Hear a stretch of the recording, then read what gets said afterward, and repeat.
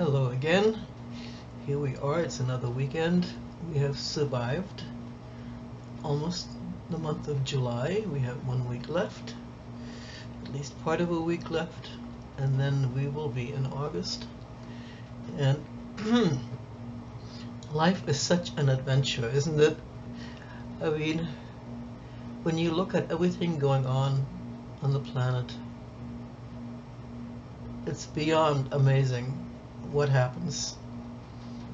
The massive quantities of good being done by people, organizations, individuals, even philanthropists, and then the amazing quantity of harm being done by the least awake, the least enlightened.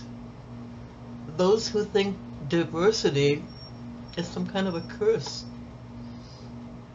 Those who would have us all look alike and think alike and worship alike. There's just too many of those in the United States right now. This morning I was looking at a Facebook post from a woman.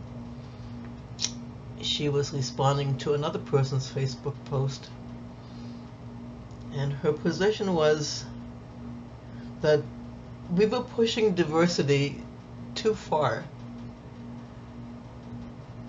In other words, it's okay if you're gay as long as nobody else knows about it. It's okay if you're black as long as you don't make a fuss over it. You know, as long as you keep yourself in subservient positions, you can be diverse. We just don't want to hear about it. And then there is the amazing Epstein event. Even the MAGAs were upset about the possibility that their tarnished hero, who peddles Bibles, sneakers, steaks, and other things, and who is blackmailing law officers, blackmailing communications services. And now there is this thing about Maxwell and having interviews with Maxwell as though somehow they now have to secure her absolute silence in order to make Trump look like he's a presentable. Like, we know he's not. We know he's not clean. We know he's not good. We know he's not ethical. And we know that he likes underage girls. We know that, right? But yet the so-called Justice Department is now very busy engaging in cover-up on this. So expect to see a file, an Epstein file released, which will have been thoroughly scrubbed. The problem with that, of course, is that there are so many versions of the Epstein file around because the Epstein thing has been going on for many years, right? So there's prosecutors' files, there's defense attorneys' files, there are all kinds of other files sitting in other places.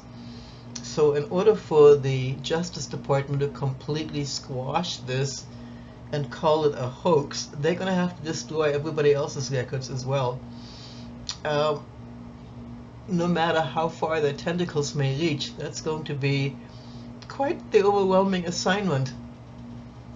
And so apparently Trump is either in Scotland or on his way to Scotland or soon to be going to Scotland, and King Charles has decided that he's not going to meet with him. He's going to send his brother Andrew, which makes perfect sense because then Andrew and Donald can sit down and reminisce about the good old times when they were hosted by Epstein and got to do fun stuff that was fun for them, right?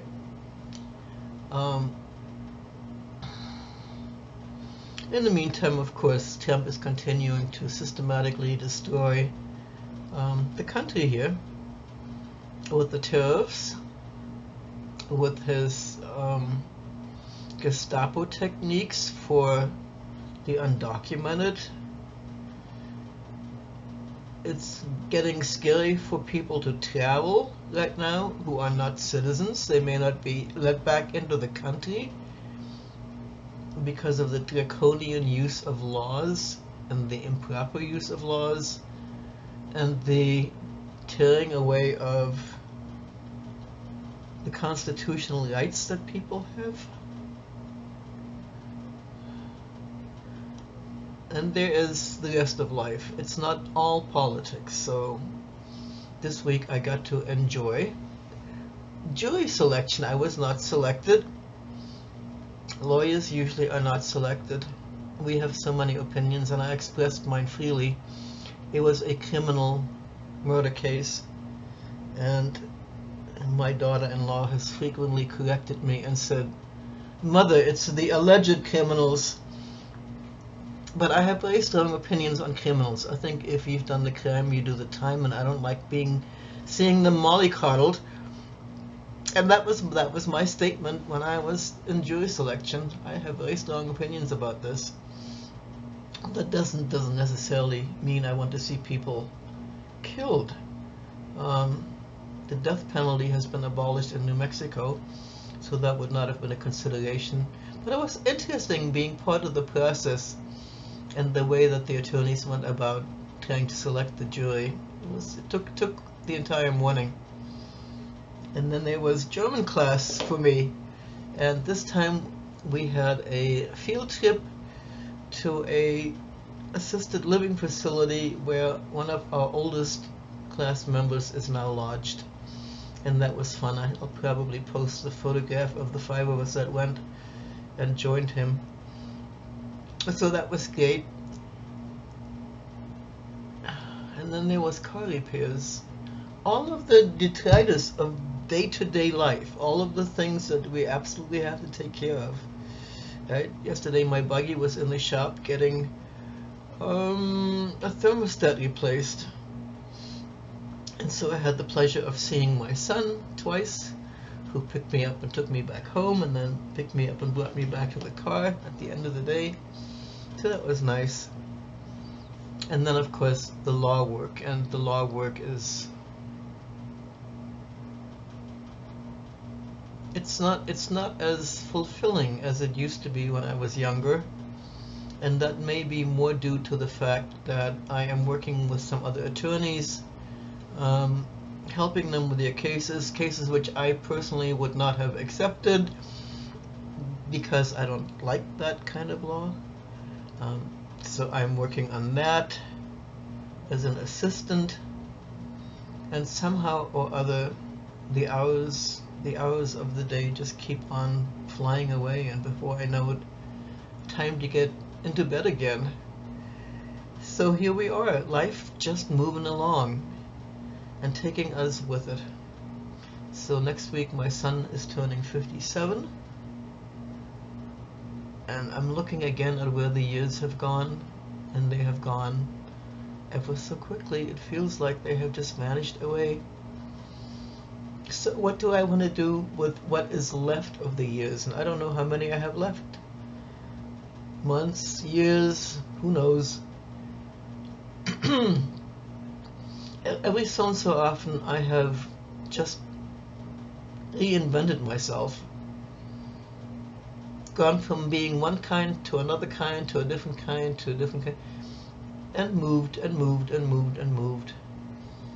And I feel like moving now again. I have been in this current condo just about 2 years now, and I'm not quite sure how I ended up picking this particular one, other than the fact that it is located on Ortiz Court, and I had used to live in the Ortiz Mountains, and it was on the ground floor, and 3 of my older friends were having trouble with steps, and it was cheap.